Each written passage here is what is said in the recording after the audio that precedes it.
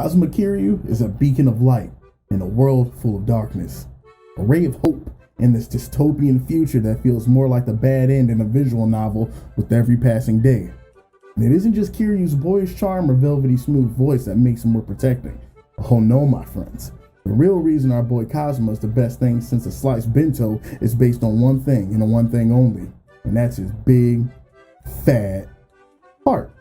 Kazuma wears his heart on his sleeve and is a human being governed by a strict moral code that only a few of us could ever hope to abide by.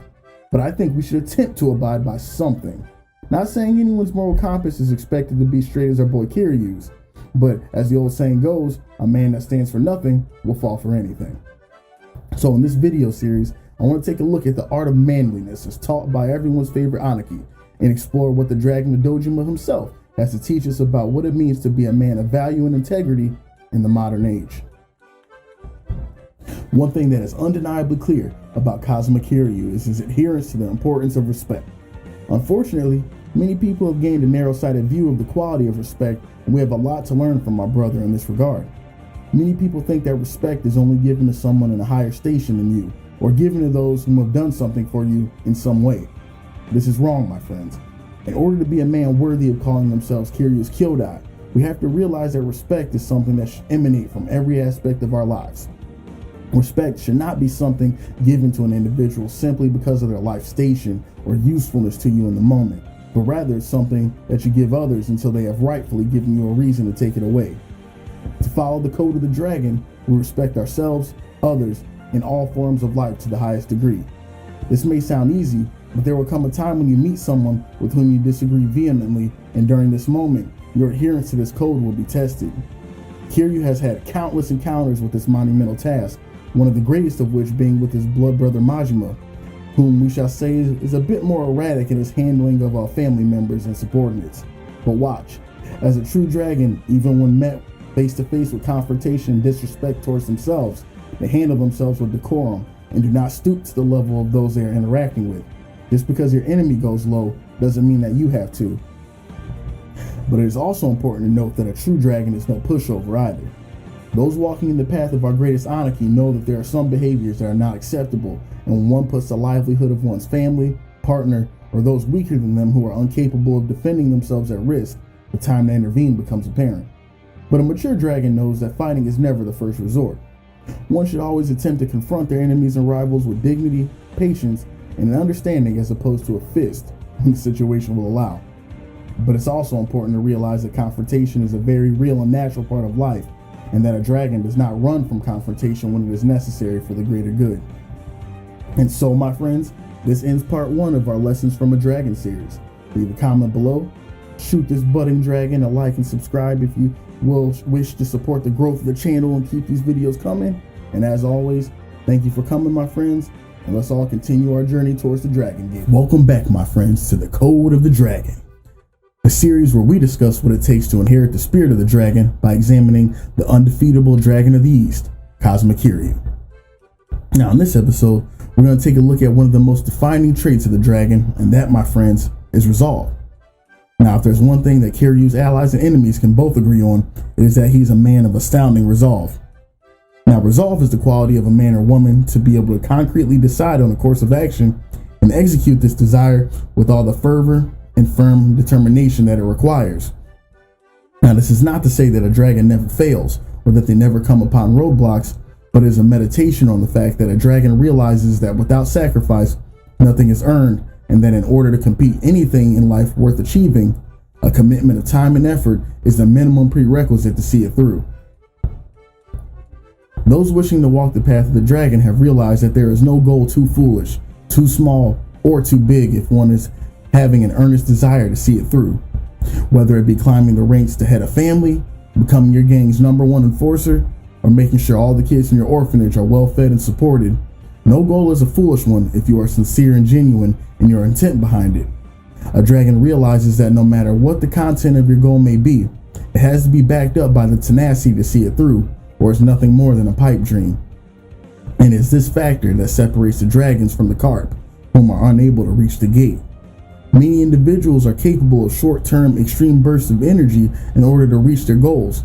They begin the endeavor extremely intense and full of vigor, But as time passes, this candle begins to fizzle out, and they eventually either stop halfway to their goal, or they make a turn to a goal that may be easier to reach. Now, those seeking to follow the path of the dragon realize that accomplishing a goal does not happen through the making of big plans with short-term effort, but rather is a consequence of long-term, continuous, and sustained effort to the task at hand. Dragons know through experience that there is no such thing as a shortcut, and that anyone whom is promising one is likely just looking for an easy way into your pocketbook. Dragons know that it's important to always be wary of the lure of short-term and easy solutions to significant problems. While the prospect of continued labor may seem too large or daunting of a task to the carp, the dragon embraces this reality because they've realized that through life experience, it is through these challenges that they are molded into the creature that will make them capable of seeing their goals through to the end. Kazuma-chan would have us remember that failure is not the end of the road, but rather an indicator that since you just eliminated one wrong option, you are one step closer to doing the damn thing correctly. And that brings us to the end of the episode of Code of the Dragon. Like, comment, and subscribe to help the channel continue to grow, and looking forward to meeting you all the next time as we continue our journey towards the Dragon Gate. Code of the Dragon, Kyodai, the series where we discuss what it takes to inherit the spirit of the dragon by examining our light, our savior, Kazuma Kiryu. In this episode, we will be exploring a value that is much coveted in the Code of the Dragon, and that, my friend, is the value of loyalty. Kazuma Kiryu is as loyal of a man that can be found, willing to take the fall for a murder that he didn't even commit in order to make sure that his friend would remain free and be able to take care of those who need him on the outside. A significant thing to analyze and observe with Kiryu, however, is that his loyalty is not blind. Kiryu has showcased time and time again that while he is an old school Yakuza at heart, he did not swear fealty to the family to blindly do evil in the name of another. Kazuma cares about protecting his brothers and supporting those that matter to him, but he has no qualms with seeing tradition destroyed if it means doing what is right. Each Yakuza family has a code, but more important than any one code to a dragon is strict adherence to their own moral compass, and they will do anything, actually refuse to do anything, that causes them to deviate from this, even if it means going toe-to-toe with those around them. Even one's closest sworn brothers are not spared from the wrath of the dragon if they are discovered to be behaving in a malicious or harmful manner to others. While the dragon mindset can be fierce and intimidating at times, it is predicated on the foundation that those following the path of what is sincerely just and correct are within the realm of doing what they feel is right. And the same way that the dragon holds himself to a higher standard, he often holds his closest subordinates in a similar regard, and no man is above a quick refresher course on whoop ass should they need a reminder of that golden rule. A dragon is loyal to their beliefs, but flexible and understanding, and they know that those around them may not always share the same beliefs that they have. A dragon understands that while they have an adherence to an inner code of the utmost importance to them, their way of life is not the only way of life. And the dragon does not instigate a fight with those whose value systems differ. They are absolutely at peace with allowing others to live the way that they wish. But a dragon does not remain silent when those around them begin unjustly pushing their beliefs on others whom they believe to be weaker or easier to target. For these knuckleheads, no mercy spared. And this train of thought also goes for those that the dragon considers friends and family. In reality, those walking the path of the dragon may find themselves behaving more harshly towards their friends and family out of a sincere worry for their well-being and a knowing expectation that they are capable of better than what they may be presenting at that moment. A dragon also expects their Kyodai to correct them if the time should come when they are no longer behaving in their true nature as well. Self-sacrifice is nothing to a dragon if it means that the greater good can be upheld. This is not to say that the dragon does not value their life, but rather that loyalty to their beliefs and what they believe is right is of much more significance than any worldly pain that can be inflicted upon them. But dragons also understand when to live a little, and that life cannot always be taken seriously. Stay strong, keep true to your values, but all work and no play makes a dull and sad dragon. Thank you, my friends, for sticking around for another episode of Code of the Dragon. Comment, like, and subscribe to stay notified of the upcoming content, and I'll see you guys next time as we continue our journey through the Dragon Gate. We meet again, Kyodai. Thank you for dropping by for another episode of Code of the Dragon, where we explore what it takes for a carp to become a magnificent dragon by implementing the guidance set forth by the legend himself, Kazuma Kiryu. The The quality we will be exploring in this episode is one that no dragon can do without, and that, my friends, is confidence. To embody the spirit of the dragon, one has to be completely content in their own skin. A dragon is aware of their many faults, but they have come to realize that the very things they are not make them who and what they are. Dragons understand that every low-ranking Yakuza in Kamurocho has an opinion, and these thoughts of the morons do not equate to objective truth. Through introspection and years of life experiences surrounded by the most vilified of low-life scum, a dragon has the realization that what someone says or thinks about you is an opinion, but what the dragon thinks about themselves becomes fact. Through meditation and keen empathic understanding, those walking the path of the dragon understand the link between thoughts, emotions, and behaviors. They realize that the thoughts that one allow themselves to accommodate dictate how they feel about themselves, and shortly after this, their actions and behaviors will follow. Dragons know that the company they keep close in large part reflects the people they become, so they are careful about whom they allow themselves to closely associate with, because the wrong kyodai can be a significant impediment to maintaining their dragon status. Dragon realizes that their worth is not determined by any worldly possessions, such as how much yen is in their pocket or how many towerners they might be holding, but rather this factor is molded intrinsically, and the only one whom has any say over their value is Kami-sama and themselves. A dragon never attempts to boost their ego or morale through bullying or the malicious treatment of others. A dragon knows that individuals who conduct themselves in this way are either weaklings or harboring some sort of insecurity themselves, and that a much better way to manage these issues is to pick up some weights or to visit old man Kamaki. Those adhering to the code of the dragon have realized that confidence does not involve looking down on others, but is ultimately about acceptance, and that only through accepting one's shortcomings can they hope to traverse the dragon's gate. Even the most hardened of dragons misses a tiger drop every now and then. Don't be too hard on yourself. Stand back up, lock onto that tiger, and try again. A dragon knows that the game does not stop until they do, and as long as they continue to get back up, it will all work itself out in the end. Thanks for sticking around for another episode of Code of the Dragon, Kyodai. Like, comment, and subscribe to promote the growth of this channel, and my Patreon can be found in the description as well. Special thanks to my newest patron, and you are truly appreciated. Stay safe, my friends, and see you all next time as we continue our journey through the Dragon Gate. Hope this day finds you well, Kyodai. Welcome back to Code of the Dragon, the series where we examine what it takes to earn your dragon wings and soar in the light of our Anarchy, Kazuma Kiryu. Today's topic hits on one of the pillars of what it means to call oneself a true dragon, and that value, my friends, is honesty. A dragon knows the extreme significance of not only honesty with the external world, but the importance of honesty with oneself. A dragon knows that lies only serve to obfuscate and weaken, and that lies may work to get one out of trouble in the short term, but only complicate matters as they go the distance. A dragon realizes that a lie only begets more lies, and that once an individual tells one, they can only tell more and more to back up their story to avoid losing legitimacy in the eyes of those whom they interact with. Dragons have seen that eventually all liars get caught in the end, whether it's by someone that they know or personal circumstance catching up with them. Dragons know that their word is their bond to others, and through the breaking of this, they destroy the foundation of what a healthy relationship is built upon, this foundation being trust. Now, this is not to say that a dragon is perfect. Sometimes a dragon may tell a fib or two about how their child's curry tastes, or the singing voice of a passerby clearly trying their best to achieve their dreams. Dragons know that the truth carries great power, so they do not seek to weaponize it to harm others. In matters of importance, though, a dragon realizes that the truth is always the only option, for even if the telling of it carries grave consequence, the outcome will always be of greater benefit than what the telling of a falsehood could create. Dragons also realize the importance of telling the truth to one's personal integrity. They have come to understand that telling of lies to oneself is the most harmful deed of all, and this leads to the most catastrophic of ruin and personal weakness. Dragons acknowledge the fact that false words give them a sense of unease, and they realize that when they lie, they have relinquished power, and that they are now a slave to whomever they told the lie to.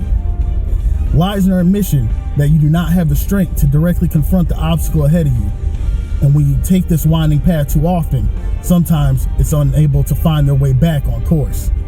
Above all, in order to achieve the respect of others, but also, most importantly, to receive the respect of themselves, a dragon knows that honesty is the best policy, and those whom cannot accept them for whom they are not the company that they should be in the first place. And so ends another episode of Code of the Dragon. As always, thank you for watching, Kyodai, and don't forget to like, comment, and subscribe to support the growth of the channel. You can also check out the Patreon found in the description if you want to support the channel directly. Stay safe, friends, and see you all the next time as we continue our journey to the Dragon's Gate. Good evening and welcome, my friends, to another episode of Code of the Dragon, the series where we analyze what it takes to move one step closer to walking alongside our glorious brother and everyone's favorite Aniki, Kazuma Kiryu. In this episode, we will be exploring one of the first qualities that both Kiryu's friends and enemies recognize when basking in the glory of the Dragon of Dojima, and that quality is strength. It is not long after randos and thugs on the street pick a fight with our main man Kazuma that they begin to sorely regret what an incredible mistake making fun of that perfectly pressed white suit was. Dragons would much rather live a peaceful and stable existence if at all possible. Violence is never their first resort, and they would much rather avoid the conflict that comes with unnecessary small talk with Kamurocho's denizens if it could be avoided. But if time has taught the dragon one thing, it is that confrontation is a part of human existence, and as such, they work to cultivate and maintain their bodies so that they are able to take on these challenges when they inevitably arise. A dragon is mindful of the old adage, one would rather be a warrior in a garden than a gardener in a war. Dragons realize that they have one body, and as such, it is important for them to respect and care for it. And while it is true that maintaining an active lifestyle and working out allows a dragon to have a bit of an easier time at the hostess clubs every now and then, they refuse to become wrapped up in the game of vanity that the carps flowing downstream play. They value practicality, performance, and efficiency above all else, and they realize that the strong can come in many different shapes and sizes. The cultivation of a strong body also helps the dragon sustain one of their other core values, that being confidence. The work involved in maintaining their health allows them the comfort and confidence to take on any challenger, because they know the work they have put in to get where they are, and that they are just as formidable as any Yakuza you may try to put in front of them. Even more important to the dragon than strength of body, however, is strength of mind. Even more unshakable than the dragon's physical presence is their mental stability. The dragon knows that maintaining composure is the key to sound decision making and protecting themselves and those around them. While a dragon is not an unfeeling machine, they know that when they lose their cool, they have given power to their enemy, and they are very careful about giving this luxury to others. A dragon works to be in control of themselves, both body and mind, at all times. They are steadfast in their beliefs and unshakable in their will because they truly believe the principles upon which they have built their foundation on are worth dying for. A dragon knows that it is not the man with the biggest muscles that wins the fight, but the one with the greatest will to persevere. They know that the fight continues as long as they get up, and they are hell-bent on standing back up no matter how many times it takes. Thank you, my friends, for sitting with me through another episode of Code of the Dragon. Press my YouTube buttons if you enjoyed today's video, and those of you looking to make a direct contribution to the KJM Zaibatsu can find a link to my Patreon in the description. Stay strong, my friends, and I'll see you next time as we continue our journey to the Dragon Gate. Hello and welcome back to Code of the Dragon, a series where we navigate the carp-infested waters of mediocrity and swim against the stream so that we can grow to our greatest heights, following the example set forth by our sworn brother, Kazuma Kiryu. This next quality is something that may be a little less obvious to onlookers than the values that we have previously explored, but it's this very value that sets true dragons apart from the rest of the pack. The quality we will be talking about today, my friends, is empathy. A dragon knows that there are many strong people in the world, and they've come to realize that it's not simply strength alone that makes an individual special. A dragon knows that the quality that truly separates a dragon from the rest is the way they use this strength. Many thugs out there take advantage of the gifts that they were given, using their size, height, and overall physical presence to bully and demean those whom are unable to properly protect themselves. Dragons know that this is the calling of a fool and a coward. A dragon is always cognizant of how their presence and behavior is affecting the world around them. They take great efforts to ensure that they are mindful of the needs of others, and they know that their own desires are not singularly important. A dragon is aware that while they have hopes, wishes, and dreams, every individual they meet on the street has these same desires as well, and they have no right to intrude upon the rights of another simply because they feel like doing so. Dragons were not born as powerful as they are now, and they choose to remain acutely aware of these moments in their life when they require the help of another. Their awareness allows them to remain humble and grounded because they have the sense to know that both luck and kindness of strangers played a massive role in their ability to succeed. Dragons realize the folly that is the lie of the expanded ego.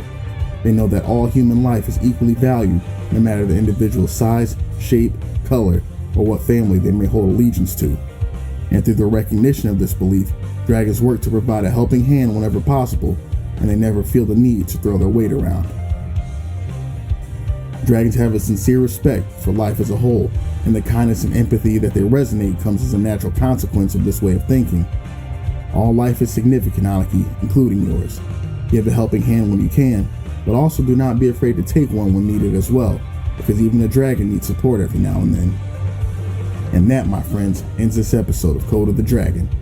Please hit my YouTube buttons to help the channel grow if you enjoyed, and those wishing to make a direct contribution to the channel can find my Patreon in the description. Be well, my friends, and never stop your journey towards the Dragon Gate.